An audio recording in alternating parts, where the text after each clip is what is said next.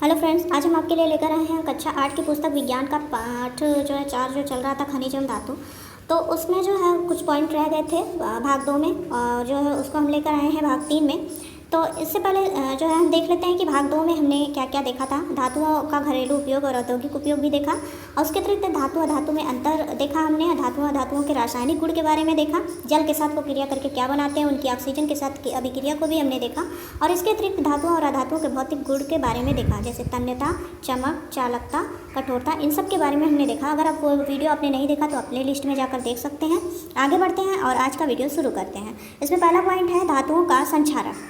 क्या होता है धातुओं का संक्षारण, पहले इसे देखते हैं। आपने देखा होगा कि लोहे की कील, पेंच, पाइप तथा रेलिंग यदि कुछ समय तक वायु में खुले पड़े रहें तो उनकी सतह पर लाल भूरे रंग की परत जम जाती है। धातु की सतह पर उसका यौगिक बनकर धातु की एक एक परत के रूप में उतरने से धातु का नष्ट होना संक्षारण कहलाता है। ठीक है, संक्षारण समझ में आ गया। लोहे के संक्षारण को जंग लगना कहते हैं। ठीक है, लोहे पर भूरी परत यानी जंग आयरन ऑक्साइड के बनने के कारण होती है। वैज्ञानिक भाषा में इसे कहते हैं आयरन ऑक्साइड, और हम आम भाषा में क्या कहते हैं, जंग लगना। ठीक है, इससे धातु धीरे धीरे ऑक्साइड में परिवर्तित होकर नष्ट होती रहती है। इसी प्रकार एल्यूमिनियम की सतह पर एल्यूमिनियम ऑक्साइड की परत जम जाती है, जिससे उसकी धात्विक चमक नष्ट हो जाती है। अब यहाँ पर इसको जो है आगे क्रियाकलाप के माध्यम से देखिए यहाँ पर दर्शाया गया है। देखते हैं, तीन परख नली लें। ये इसको आप इस चित्र को ध्यानपूर्वक देखेंगे अगर, तो ये क्रियाकलाप आपको जो है बहुत अच्छे से समझ में आएगा। इसको एक बार पॉज करके ध्यान से देखें। चलिए देखते हैं क्या है ये। तीन परख नली लें, प्रत्येक परख नली में 2 या 3 लोहे की कील डाल दें। ठीक है, एक परख नली में थोड़ा सा कैल्शियम क्लोराइड लें। देखिए यहाँ पर लिया गया है, यहाँ पर देख सकते हैं आप, इसमें कैल्शियम क्लोराइड है और इसमें कील जो है डाली गई है। ठीक है, वायु में उपस्थित नमी को अवशोषित करता है ये। ठीक है, कैल्शियम क्लोराइड जो कि वायु में उपस्थित नमी को अवशोषित करता है, इसलिए इसमें जो है उसको रखा गया है। ठीक है, दूसरी परख नली में उबला हुआ पानी लें। ये देख सकते हैं आप, इसमें उबला हुआ पानी है। ठीक है, ये जो है उबला हुआ पानी जो होता है ये ऑक्सीजन विहीन होता है, हम सब जानते हैं। तथा तीसरे में साधारण नल का पानी लें। इसमें जो है साधारण जो नल का पानी है उसको रखा गया है। तीनों परख नलियों के मुख को कार्क द्वारा बंद करके रख दें। देखिए, तीनों में कील डाली गई है। एक में जो है कैल्शियम क्लोराइड है इसमें, और इसमें जो है उबला हुआ पानी है, ये भी ऑक्सीजन रहित होता है और ये ऑक्सीजन को अवशोषित कर लेता है। ठीक है, नमी जो वायु में होती है उसको अवशोषित कर लेता है कैल्शियम क्लोराइड, और ये उबला हुआ पानी, इसमें ऑक्सीजन नहीं होता, ये ऑक्सीजन रहित होता है। और लेकिन इसमें जो है जो साधारण पानी है इसमें हम सब जानते हैं ऑक्सीजन होता है। तो ठीक है, देखते हैं। अब कह रहा है कि इन तीनों के मुँह को जो है बंद कर दें। ठीक है ना, अब जो है बंद कर दिया है इसको। 4-5 दिन बाद तीनों परख नलियों का अवलोकन करें, क्या दिखाई देता है। अब कह रहा है कि ये जो तीनों हैं इनको 4-5 दिन बाद जो है खोलने के लिए कह रहा है, फिर उसके बाद अवलोकन करने के लिए।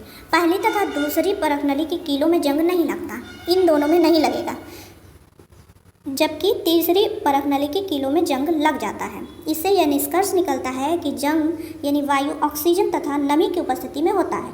ठीक है, ये उदाहरण के माध्यम से आपको समझ में आ गया। इन दोनों में ये ऑक्सीजन को अवशोषित कर लेता है और इसमें ऑक्सीजन था ही नहीं। ठीक है, लेकिन इसमें ऑक्सीजन था, जो इससे जो है जिसकी यही ऑक्सीजन की उपस्थिति जो है इसको जो है जंग लगने का कारण बनती है। ठीक है, जंग जो है ऑक्सीजन की उपस्थिति में ही लगता है। ठीक है, उम्मीद है आपको समझ में आया होगा। आगे बढ़ते हैं। लोहे तथा एल्यूमिनियम का संक्षारण वायुमंडलीय ऑक्सीजन एवं नमी की उपस्थिति में ऑक्साइड बनने के कारण होता है।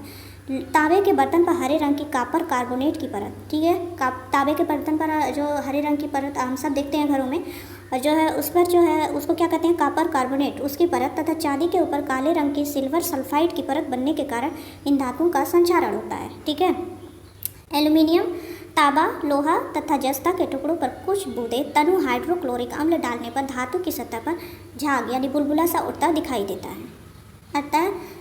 अब धातु के टुकड़ों को जल से धोकर उसकी सतह को उसी स्थान पर छू कर देखें जहां आपने अम्ल की बूंद गिराई थी। आप देखेंगे कि धातु की सतह खुरदरी हो जाती है। धातु अम्ल के साथ क्रिया करके लवण तथा हाइड्रोजन गैस बनाते हैं। जैसे एल्यूमिनियम धातु हाइड्रोक्लोरिक अम्ल के साथ क्रिया करके एल्यूमिनियम क्लोराइड तथा हाइड्रोजन गैस बनाती है। देखिए, इस बात को यहाँ पर जो है समीकरण के माध्यम से दर्शाया गया है। आप इसे पॉज करके भली भांति समझ सकते हैं। आगे बढ़ते हैं। अम्ल के साथ रासायनिक क्रिया के कारण भी धातुओं का संक्षारण होता है। ठीक है, धातुओं को संक्षारण से कैसे बचाया जा सकता है। अभी हमने देखा कि धातुओं का संक्षारण क्या होता है, किसे कहते हैं, फिर उसके बाद हमने देखा कि धातुओं का संक्षारण कैसे होता है। इस जो है अवधारणा को हमने एक क्रियाकलाप के माध्यम से समझा। अब हम जानेंगे धातुओं का संक्षारण से कैसे बचाया जा सकता है। धातुओं के संक्षारण यानी हानि से देश की अर्थव्यवस्था को बहुत हानि पहुंचती है। धातुओं को क्षरण से बचाने के लिए आवश्यक है कि धातु को नमी तथा हवा यानी ऑक्सीजन से बचाया जाए। धातुओं को क्षरण से बचाने के लिए निम्नलिखित विधियों का उपयोग किया जाता है। पहला है पेंट का लेप चढ़ाकर। धातुओं की वस्तुओं की सतह पर पेंट लगाकर उसे क्षरण से बचाया जा सकता है। इसी कारण स्टील के फर्नीचर, लोहे के पुल, रेल के डिब्बे, बस, ट्रक आदि को पेंट किया जाता है। हमारे घरों में भी लोहे और स्टील से बनी हुई कई वस्तुओं पर पेंट किया जाता है ताकि वे जंग से सुरक्षित रहें। ठीक है, तो पहली विधि हो गई पेंट का लेप चढ़ाकर। दूसरा है ग्रीस या तेल लगाकर। ठीक है, तेल या ग्रीस की परत भी धातु का वायु और नमी से संपर्क समाप्त कर उसके संचारण को रोकती हैं। आपने देखा होगा कि नए औजारों जैसे कैंची, चाकू पर ग्रीस या तेल लगाकर रखा जाता है ताकि उन पर जंग ना लगे। ठीक है, ये दूसरा हो गया ग्रीस या तेल लगाकर। तीसरा है गैल्वेनीकरण। ये इंपॉर्टेंट है। गैल्वेनीकरण के बारे में अक्सर जो है एग्ज़ाम में पूछता है, कई कॉम्पिटिटिव एग्ज़ाम में पूछा गया है। उसको देखते हैं, इसकी अवधारणा को। गैल्वेनीकरण कैसे किया जाता है। लोहे को जंग से बचाने के लिए लोहे की चादर या अन्य पात्र को पिघले हुए जस्ते में डुबो देते हैं, जिसके कारण लोहे पर जस्ते की एक पतली परत जम जाती है, जिसे गैल्वेनीकरण कहते हैं। घरों की छतें बनाने के लिए प्रयुक्त लोहे की चादरों, बाल्टियों और ड्रमों को संक्षारण से बचाने के लिए उनका गैल्वेनीकरण किया जाता है। ठीक है, इनमें जो है धातुओं को जो है क्या किया जाता है, पिघले जस्ते में डुबोया जाता है, जिससे उस पर जो है जस्ते की एक पतली परत जम जाती है। इसे ही गैल्वेनीकरण कहते हैं। ठीक है, आगे बढ़ते हैं। विद्युत लेपन, इलेक्ट्रोप्लॉटिंग।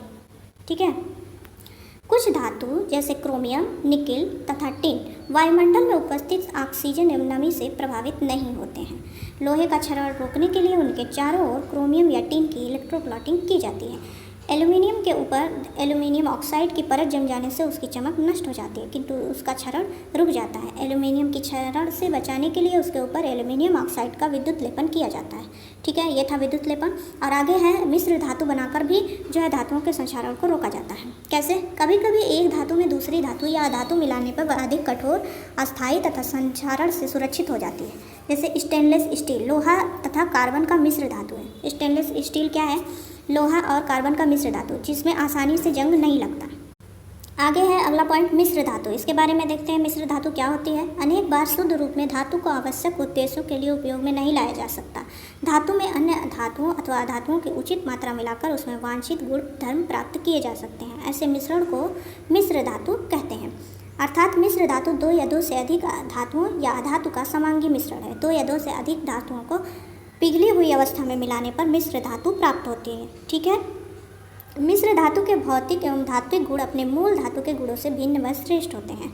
अस्थायित्व, चमक एवं श्रेष्ठ गुणों के कारण दैनिक जीवन में इनका अधिक उपयोग होता है। कुछ प्रचलित मिश्र धातुओं का संगठन इस प्रकार है।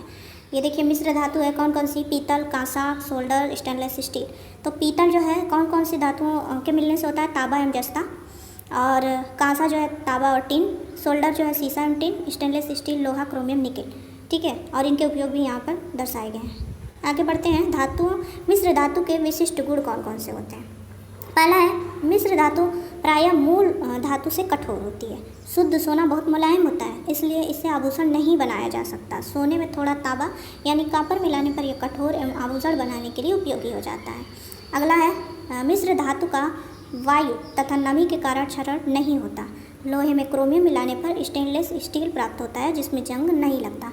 ठीक है, आगे है तीसरा, मिश्र धातुओं का रासायनिक यौगिकों द्वारा क्षरण नहीं होता। और आगे है चौथा पॉइंट, मिश्र धातु के गुण उनके अवयवी धातुओं के गुणों से भिन्न होते हैं। जैसे सोल्डर, सीसा तथा टिन का मिश्र धातु है। सोल्डर का गलनांक सीसा तथा टिन दोनों के गलनांक से कम होता है। इसी कारण इसका उपयोग धातुओं के टुकड़ों अथवा तारों को जोड़ने में किया जाता है। तो ये थे मिश्र धातु के कुछ गुण के बारे में। आगे हम देखते हैं पिग आयरन। ये क्या होता है? इसके बारे में दिया गया है।